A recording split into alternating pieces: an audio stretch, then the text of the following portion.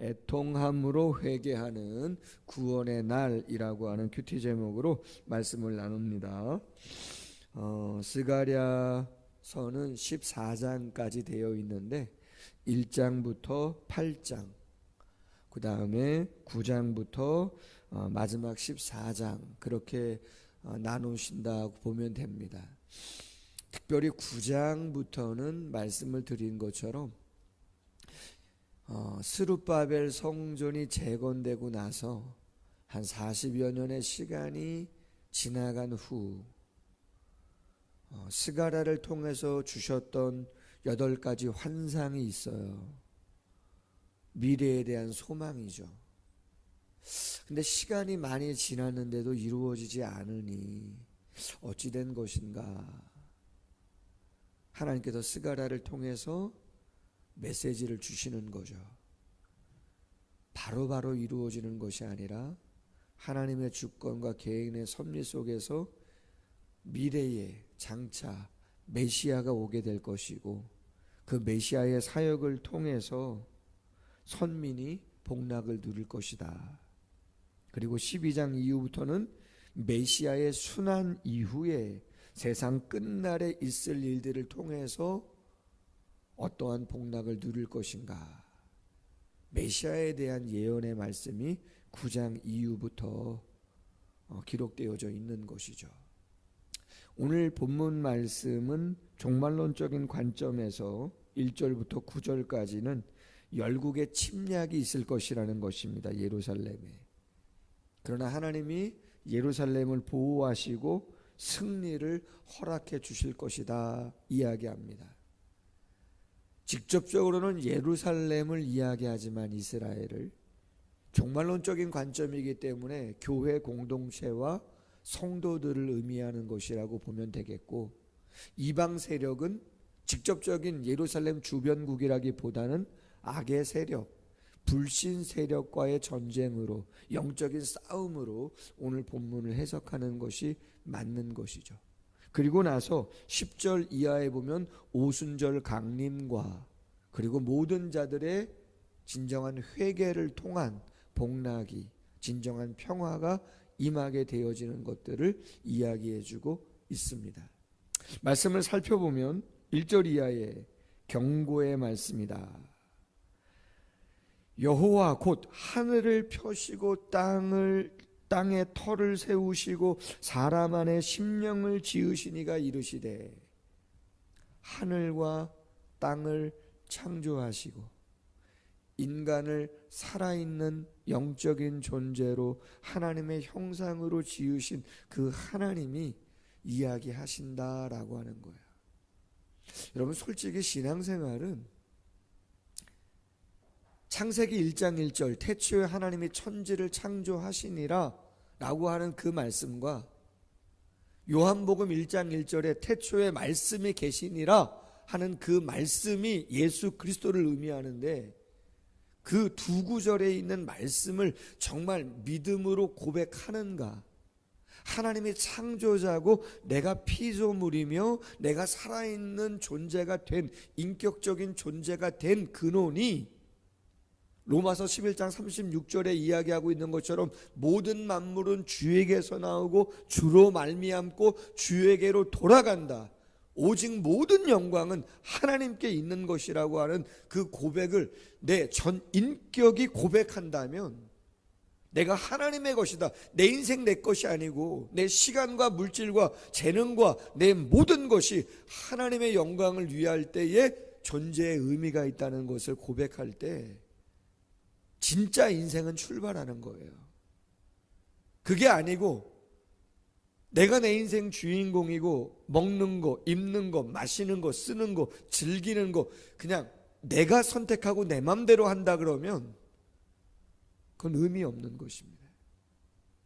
어제 설교 말씀드린 것처럼 그냥 세상 사람들하고 똑같은 것이죠. 스룹바벨 성전이 대성통곡할 보잘것없는, 그렇게 생각하는 사람들은 그렇게 생각하다가 그냥 가는 것이죠. 그런 거 아니라는 거예요. 좋은 차 타고 좋은 집 있고 좋은 옷 입고 많이 배우고 거들먹거릴 정도 되는 사람 와 하고, 그렇지 않은 사람은 깔보고, 그건 세상의 관점이죠. 그런 건 아니에요. 그렇다고 해서 믿는 사람이 다 못 삽니까? 다 못 배웠나요? 그런 거 아니잖아요. 그럼요. 그런 거 아니에요. 본질이 뭐냐? 일상을 무시하는 것도 아니고 도피할 이유도 없습니다. 어찌 보면 믿음의 성도는 세상 한복판으로 더 들어가서 그곳을 영적으로 변화시킬 책임이 우리에게 있는 거죠. 국회도 가셔야 되는 거고, 시청에도 가셔야 되는 거고, 사업도 하셔야 되는 거고, 학원도 운영하셔야 되는 거고, 후학도 양육해야 되는 것이고, 예능도 하셔야 되는 것이고, 다 하셔야 되는 거죠. 중심이 무엇인가 절대로 잊으면 안 되는 것이고, 우선순위와 중심 싸움에서 패배하면 큰일 나는 것이에요. 그 하나님이 말씀합니다. 세상의 주인이, 보라, 내가 예루살렘으로 그 사면 모든 민족에게 취하게 하는 잔이 되게 할 것이라 말씀드렸습니다. 여기서의 예루살렘은 신약의 교회, 성도들을 의미하는 것이고, 이방은 불신 세력, 악의 세력을 의미하는 거라고. 그럼 그들이 취할 정도가 된다는 건 뭐예요? 그들의 몸조차 가누기 어려운 크나큰 고통을 당하도록 하겠다는 거죠. 누구를 통해서? 교회 공동체와 성도들을 통해서. 영적인 싸움이 있을 때 하나님이 교회 공동체와 성도들의 힘을 더하셔서 불신 세력을 감당하게 하시겠다. 여러분, 요한계시록을 저희가 수요일날 강해하고 있는데 예수님이 재림하신다고 되어 있습니다. 19장에 재림하시게 되어지는데, 재림하실 때 백마 타고 오십니다. 그런데 예수님만 말 타고 오는 게 아니잖아요. 지원군들, 연합군이 있어요. 그게 누구예요? 성도들이죠. 성도들도 말을 타고 옵니다. 누구랑 싸워요? 그렇죠. 아마겟돈 전쟁, 곡과 마곡의 전쟁, 그 다음 이어지는 전쟁인데, 종말론적인 전쟁인데, 적그리스도, 거짓 선지자, 최후에는 사탄, 마귀와 결전을 하잖아요. 그때 여러분 말씀드렸죠. 예수님께서 그 불신 세력을 어떻게 제압하시죠? 무슨 무기를 갖고 싸웁니까? 칼입니까? 활입니까? 대포입니까? 무슨 핵폭탄입니까? 그런 거 아니잖아요.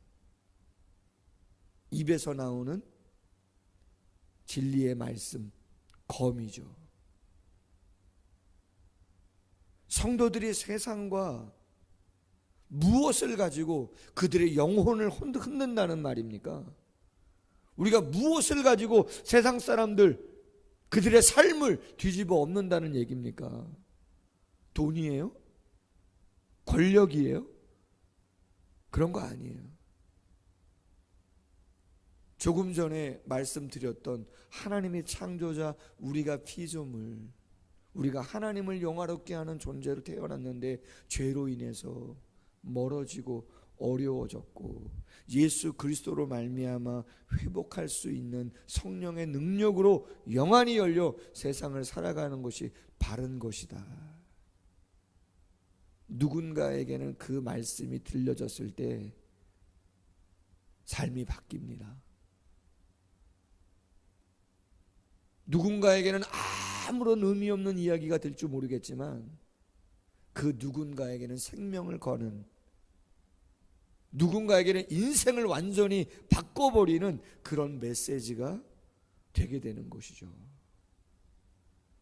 성도들이 그 영적인 싸움에 주님과 함께 결전하게 되어지는 것이죠. 말씀합니다. 예루살렘이 애워싸일 때에 유다에까지 이르리라. 하나님의 백성의 승리는 확대될 것을 이야기하는 거예요. 예루살렘을 다 감싸도 유대까지, 예루살렘을 넘어 유대까지 영역이 넓어진다는 것은 점점 승리가 확산될 것을 이야기하는 거예요. 그날에 내가 예루살렘을 모든 민족에게 무거운 돌, 심판의 도구가 되게 하리니 그것을 드는 모든 자는 크게 상할 것이라. 천하 만국이 그것을 치려고 모이리라. 교회 공동체와 성도들을 치려고 다 모인다는 거 아니에요? 모인다고 되어 있잖아요, 요한계시록 말씀에. 여호와가 말하노라. 그날에 심판의 날에 내가 모든 말을 쳐서 놀라게 하리라. 핍박의 수단, 도구들, 그 탄자들, 이방 세력의 주관자들 쳐서 미치게 하되, 유다 족속은 내가 돌보고 모든 민족의 말을 쳐 눈을 멀게 하리니, 유다의 우두머리들 지도자들은 마음속에 이르기를 예루살렘 주민이 그들이 하나님 만군의 여호와로 말미암아 힘을 얻었다 할지리라. 지도자들이 안다는 거죠. 우리 힘이 아니다. 힘으로도 안 되고 능으로도 안 되고 여호와의 신으로 영으로 되는 것이구나. 큰 산아, 스룹바벨 앞에서 평제가 되리라. 우리 힘으로 영적인 싸움에서 이기는 게 아니고 하나님이 도와주셔서 이기는 것이구나. 성도님들, 목회를 하다 보니까요 깨달아요. 어제 11시 예배 때 좀 감동이 있어서 제가 설교 시간에 잘 우는데, 어제 오후에는 신흥교회라고 93년 거의 100년 돼가는 교회 33년 목회하시고 원로 목사 추대 받으신 윤감률 목사님 추대식 행사가 있어서 어제 다녀왔어요. 제가 은퇴하는 것도 아닌데 왜 이렇게 울어요? 33년의 발자취를 쫙 청년 때 부임하셔서 은퇴하시는 그 목사님의 모습, 성도들의 간증, 크고 작은 일들, 감사했던 사람들의 이름을 하나하나 호명하면서 그 모습을 볼 때 감동이었습니다. 근데 느낀 건 그거죠. 하나님의 은혜로 살아가는 거구나. 그냥 나는 내가 하는 일 최선을 다하는 것 뿐이지 역시 이루시는 분은 하나님이시구나라고 하는 것을 다시 한번 느끼게 되어져요. 열매가 있든 아니면 뿌리기만 했든 관계없이 내가 게으르지 아니하고 애썼으면 이루시는 것은 하나님의 시간 속에서 당신이 하는 거죠.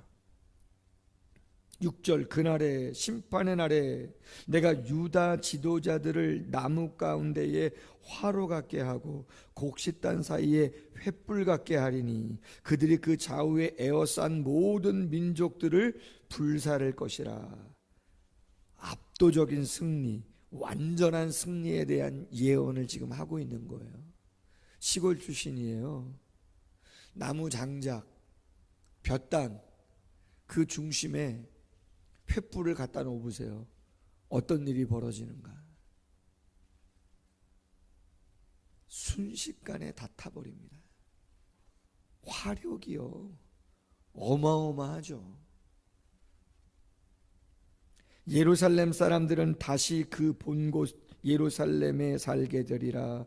여호와가 먼저 유다 장막을 구원하리니 이는 다윗의 집의 영광과 예루살렘 주민의 영광이 유다보다 더하지 못하게 하려 함이니라. 유다의 장막은 유다의 변두리를 의미하는 거예요. 유다의 변방들. 그럼 여러분, 적이 쳐들어오면 제일 먼저 수도가 공격받습니까? 변두리를 지나서 수도에 오게 됩니까? 변두리죠. 스불론 땅과 납달리 땅이 늘 아람이 공격할 때 저 북쪽 끄리다 보니까 제일 먼저 변방이 공격을 당해서 어려운 것처럼 유다의 변방이 어려움을 당하는데, 마지막 나라는 그 유다의 변방, 힘이 없는 그곳까지도 하나님이 절대로 놓치지 아니하시고 지키시고 보호하겠다라고 하는 것을 이야기하고 있는 거예요. 어느 곳 하나 피해보지 않도록 도와주시겠다.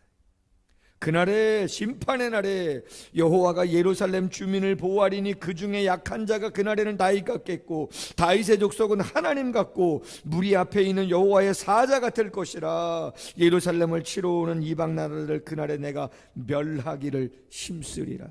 아멘. 약한 자가 천을 이루고 작은 자가 강국을 이룰 것이라 이사야가 예언했는데 오늘 본문 말씀이 그거죠. 약한 자가 다윗처럼 되고 다윗 족속은 하나님 같고 무리 앞에 여호와 사자 같을 것이라. 할렐루야. 놀라운 일이죠. 여러분 요새 주일학교 학생들이 좀 많이 오는데요, 이 학생 저 학생 오잖아요. 근데 그 학생들을 이렇게 볼 때 놀랍습니다. 저 학생들이 어떤 학생들로 자라갈까, 하나님이 어떻게 사용하실까 감사합니다. 귀하잖아요. 10절 이하, 내가 다윗 집과 예루살렘 주민에게 은총과 간구하는 심령을 부어주리니 그들이 그 찌른 바 그를 바라보고 그를 위하여 애통하기를 독자를 위하여 애통하듯 하며 그를 위하여 통곡하기를 장자를 위하여 통곡하듯 하리로다. 오순절 성령 강림을 통해서 회개의 영을 불어넣으시겠다는 거예요. 그를 찌른 게 누구예요? 예수님을 찌른 게 누구예요? 유대인들이죠. 진정한 회개를 하게 하겠다는 거죠. 독자, 장자를 잃은 것처럼, 애굽의 통곡처럼 진정한 회개가 성령을 통해서 임하게 될 것이라는 것이죠. 그날에 예루살렘에 큰 애통이 있으리니 무깃도 골짜기 하다 들인문에 있던 애통과 같을 것이라. 무깃도 골짜기에서 누가 무엇 때문에 왜 통곡했습니까? 바벨론과 싸우는 아수르를 지원하러 가던 애굽 왕 느고를 막다가 요시야 왕이, 선왕인데 전사하잖아요, 왕을 잃어버렸던. 우리나라도 그런 시간들이 있었잖아요. 노무현 대통령 돌아가시고, 박정희 대통령 돌아가시고, 유경수 여사 돌아가시고, 국장으로 치러지는 그러한 모습들을 보면 나라가 슬퍼하지 않습니까? 온 땅 각 족속이 따로 애통하되 다윗 족속이 따로, 나단 족속이 따로, 레위 족속이 따로, 시므이 족속이 따로, 모든 남은 족속도 각기 따로 다 따로 하리라. 한 영혼 한 영혼 모두가 성령 안에서 진정한 회개를 통해서 평화를 누리게 된다는 거죠. 여러분, 이 세상의 평화는 하나님에 의해서 되어집니다. 악이 존재하는 한 평화는 묘연하기죠. 우리 안에 죄가 있고, 가정 안에 죄가 있고, 교회 안에 죄가 있으면 평화는 어려워요. 근데 누가 그걸 감당하시겠다는 거죠? 하나님이 직접 그 악의 무리를 제하시겠다는 거예요. 그래야 평화가 와요. 평화는 어떻게 와요?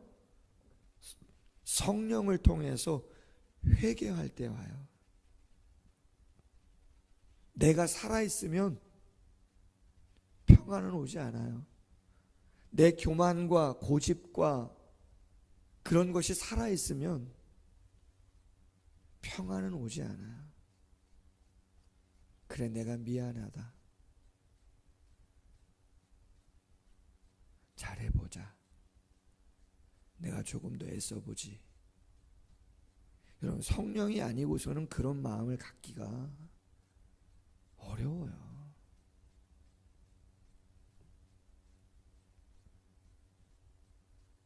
요한복음 16장 7절에 예수님 말씀합니다. 내가 떠나는 것이 너희에게 유익하다. 보혜사가 올 것이다. 그가 와서 죄에 대하여, 의에 대하여, 심판에 대하여 세상을 책망할 것이다. 고린도후서 7장 10절에 하나님의 뜻대로 하는 근심은 후회할 것이 없는 구원에 이르게 하는 회개를 이루는 것이요 세상 근심은 사망을 이루는 것이다. 우리가 근심할 건 세상 근심할 이유가 없어요. 하나님이 알아서 하시고 우리는 뭐예요? 그렇죠. 구원에 이르는 회개를 우리가 해야 할 것이죠.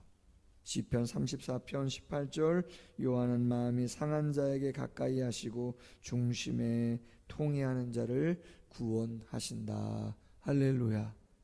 우리 모두가 애통함으로 회개하는 그 구원의 날에 기쁨으로 동참하며 승리하는 모두가 되시기를 주님의 이름으로 소원합니다.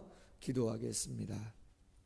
하나님, 우리가 바라봐야 할 미래가 어떠한 모습이고 어떠한 상태로 하나님이 우리에게 당신의 강력한 힘과 영의 능력과 회개를 통해서 진정한 평화를 이루어 가실 것인가를 스가랴의 말씀을 통하여 허락해 주시니 하나님 감사합니다.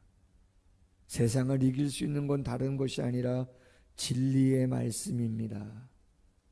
그리스도의 입에서 나오는 성령의 검, 생명의 말씀입니다. 우리가 붙잡고 살아가는 것도 그 말씀 붙잡고 모래 위에 집을 짓는 것이 아니고 반석 위에 집을 짓는 것입니다. 잘 순종하고 행함이 있는 믿음 되게 하여 주시고 성령을 부어주셔서 회개의 영을 부어주셔서 조금 더 온전한 모습으로 당신 앞에 서갈 수 있는 저희가 될 수 있도록 함께하여 주옵소서.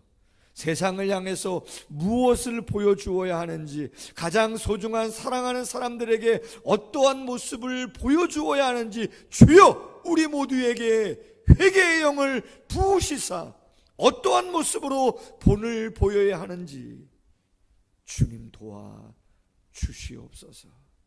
한 주간의 삶을 의탁하오니 붙잡아 주시옵소서. 예수님의 이름으로 기도하옵나이다. 아멘. 계속해서 기도합니다.